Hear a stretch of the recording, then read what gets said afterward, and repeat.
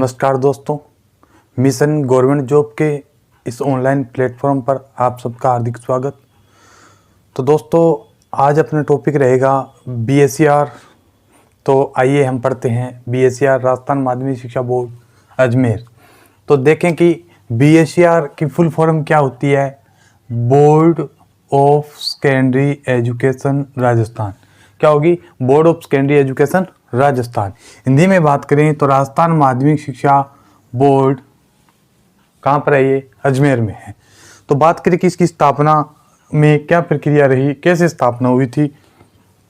तो माध्यमिक शिक्षा आयोग के सुदृढ़ीकरण के लिए एक आयोग का गठन किया गया। कब किया गया? 29 सितंबर 1952 को। किस लिए? माध्यमिक शिक्षा आयोग के सुदृढ़ीकरण के लिए क्या किया गया? एक आयोग का गठन किया गया। कब किया गया? 29 सितंबर 1952 को। आयोग कौन सा था? मुदालियर आयोग या माध्यमिक शिक्षा आयोग भी कहा जाता है इसे।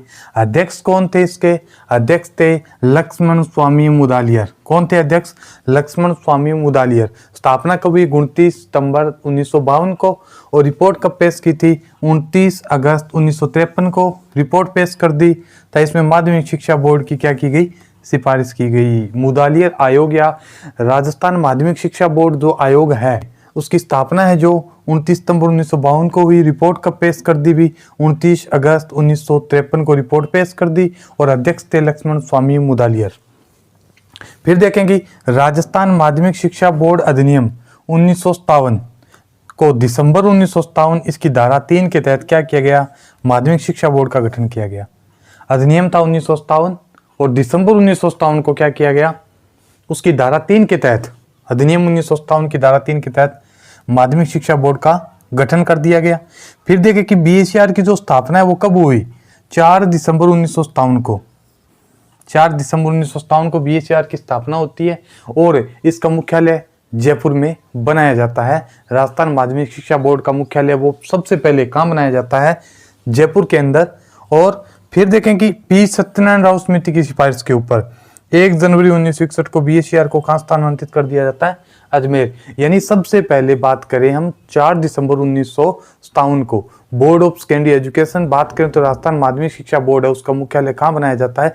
जयपुर में। 4 दिसंबर 1957 को स्थापना होती है। फिर 1 जनवरी 1961 को उसे पी सत्यनारायण राव समिति की सिफारिश पर क्या कर दिया जाता है? अजमेर स्थानांतरित कर दिया जाता है। किसको? बीएसईआर के मुख्यालय को कहाँ स्थानांतरित कर दिया जाता है? 1 जनवरी 1961 को अजमेर में स्थानांतरित कर दिया जाता है।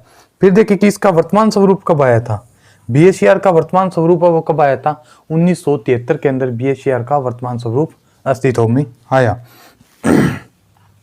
फिर देखें कि राजस्थान शिक्षा विभाग के अधीन स्वायत्त शासी संस्था है। यानी बीएसईआर वो क्या है? भी राजस्थान शिक्षा विभाग के अधीन स्वायत्त शासी संस्था है। लोगो देखें, इसका लोगो बीएसईआर का राजस्थान के मानचित्र के अंदर जो विजय स्तंभ है वो बीएसईआर का क्या है? लोगो है। फिर हम देखें कि बीएसईआर का आदर्श वाक्य सिद्धि भरवती कर्मजा। बीएसईआर का आदर्श वाक्य क्या है? सिद्धि भरवती कर्मजा। और फिर देखें कि आधिकारिक भाषा क्या होगी बीएसईआर की? हिंदी और अंग्रेजी आधिकारिक भाषा है, हिंदी और अंग्रेजी। और संगठनात्मक ढांचे की बात करें कि बीएसईआर का संगठनात्मक ढांचा क्या है? इसमें एक तो अध्यक्ष होता है और फिर उपाध्यक्ष सहित पदेन सदस्य कितने हो जाते हैं? 7 हो जाते हैं।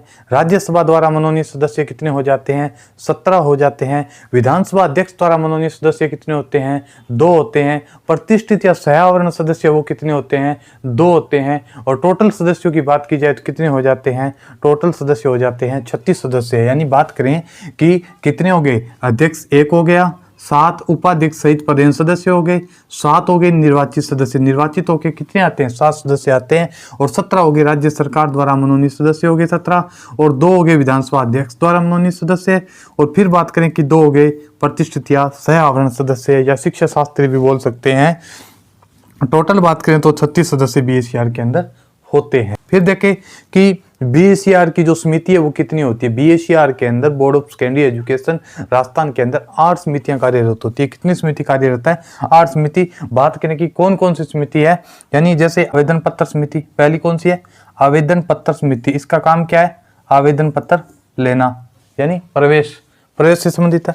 फिर देखें दूसरी हो गई पाठ्यचर्या समिति, तीसरी होगी पाठ्यक्रम समिति, फिर हो गई परीक्षा समिति, पांचवी होगी मूल्यांकन समिति, छठी होगी परीक्षा फल समिति यानी परिणाम निकालना, और सातवीं होगी मान्यता समिति जो विद्यालयों को मान्यता देती है, और आठवीं होगी वित्त समिति यानी जो वित्तीय प्रबंधन का ध्यान रखती है, ब्यौरा रखती है। इसमें जो सभी समितियां उनका अपना अपना अलग अलग कार्य है जो क्या अभी बांटा गया है।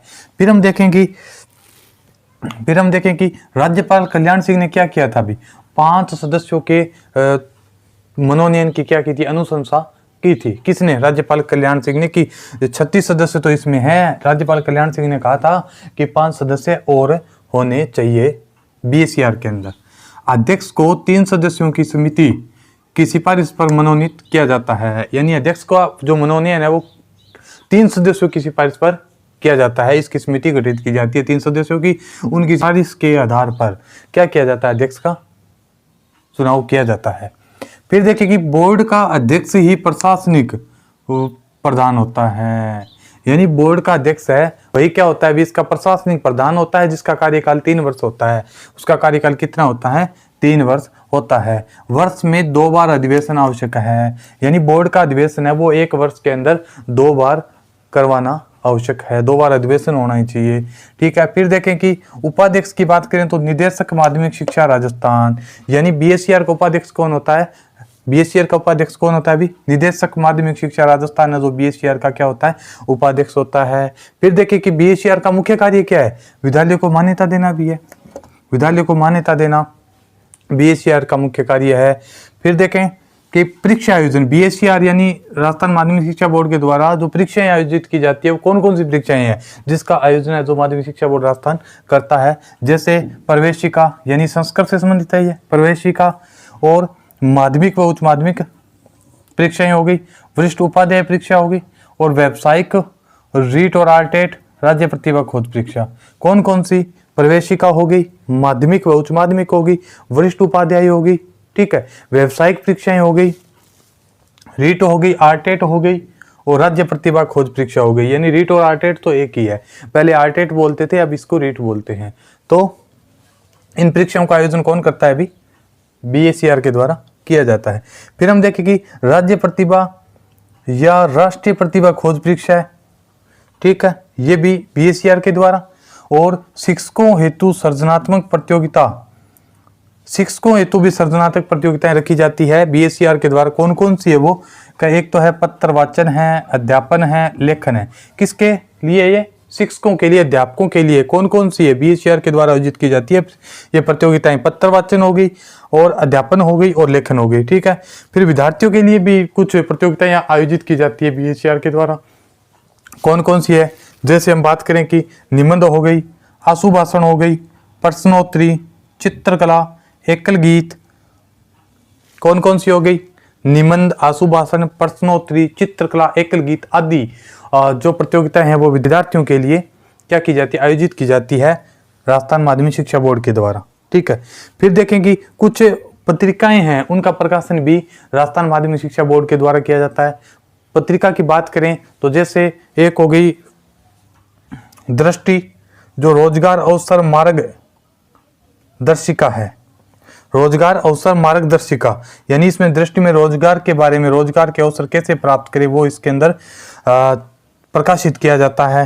फिर गार्गी देखें, बालिका शिक्षा प्रोत्साहन के लिए गार्गी का प्रकाशन करती है बीएसईआर, ठीक है। फिर हम एक देखें कि प्राइम में जो प्राइवेट सेक्टर में रोजगार कैसे प्राप्त करें उसके बारे में बताया जाता है।